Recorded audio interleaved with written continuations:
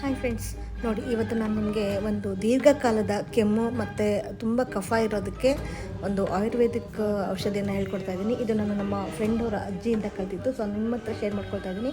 ನೋಡಿ, ಹೀಗೆ ದೊಡ್ಡ ಪತ್ರೆ ಎಲೆಗಳನ್ನು ತಗೊಳ್ಳಿ. ಹಾಗೆ ಕಾಳುಮೆಣಸು, ಒಂದು ಚಕ್ಕೆ ಇರುತ್ತಲ್ಲ, ಚಕ್ಕೆ, ಲವಂಗ ಮತ್ತು ಒಂದು ಶುಂಠಿ ಇರುತ್ತಲ್ಲ, ಶುಂಠಿ ಚಿಕ್ಕ ಒಂದು ತುಂಡು ಶುಂಠಿಯನ್ನು ತಗೊಳ್ಳಿ. ಒಂದು ಕಾಳು ಉಪ್ಪು ತಗೊಂಡು ಇದ್ರ ಜೊತೆಗೆ ಜೇನುತುಪ್ಪನ ಮಿಕ್ಸ್ ಮಾಡಿಕೊಂಡು ತಿಂದರೆ ಕೆಮ್ಮು ಮತ್ತು ಕಫ ಎಲ್ಲ ಕಡಿಮೆ ಆಗುತ್ತಂತೆ. ಸೊ ಹಾಗಾಗಿ ನೋಡಿ, ನಾನು ಒಂದು ದೊಡ್ಡ ಪತ್ರೆ ಎಲೆಗಳನ್ನು ತೊಗೊಂಡಿದ್ದೀನಿ. ಹಾಗೆ ಎರಡು ಕಾಳುಮೆಣಸು ಹಾಕಿದ್ದೀನಿ. 2 ಕಾಳುಮೆಣಸಿನ ಜೊತೆಗೆ ಒಂದು ಸಣ್ಣ ಚೂರು ಚಕ್ಕೆಯನ್ನು ಹಾಕಿದ್ದೀನಿ.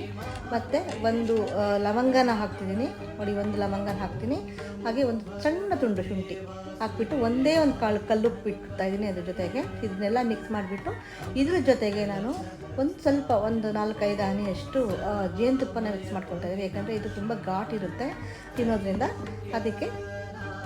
ಸೊ ಈ ಥರ ಜೇನುತುಪ್ಪನ ಮಿಕ್ಸ್ ಮಾಡಿಕೊಂಡು ತಿನ್ನೋದ್ರಿಂದ ಕೆಮ್ಮು ಮತ್ತು ಕಫ ಎಲ್ಲ ಕಡಿಮೆ ಆಗುತ್ತಂತೆ. ಮಕ್ಕಳಿಗೆ ಬೇಕಾದರೆ ಇದನ್ನೆಲ್ಲ ಸೇರಿಸಿ ಅದನ್ನು ಬಿಸಿನೀರಲ್ಲಿ ಚೆನ್ನಾಗಿ ಕುದಿಸ್ಬಿಟ್ಟು ಆ ರಸನ ಮಕ್ಕಳಿಗೆ ಕುಡಿಸ್ಬೇಕು. ದೊಡ್ಡವರಾದರೆ ಈಗ ಹಾಗೆ ತಿನ್ನಬೇಕು. ಇದನ್ನು ಹಾಗೆ ತಿಂದು ಖಾಲಿ ಹೊಟ್ಟೆಲಿ ತಿಂದರೆ ಇನ್ನೂ ಒಳ್ಳೆಯದೇ.